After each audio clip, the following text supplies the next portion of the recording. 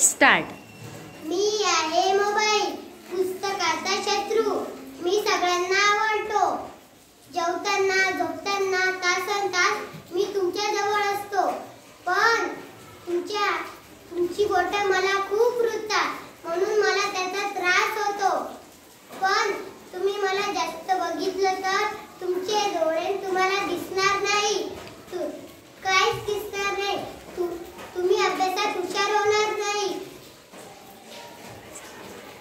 तुम्ही ढप्पूच राहणार. जर तुमची बुद्धी तल्लख होणार नाही. जर माझा योग्य वेळी योग्य ठिकाणी वापर केला तर तुम्ही नक्कीच हुशार होणार.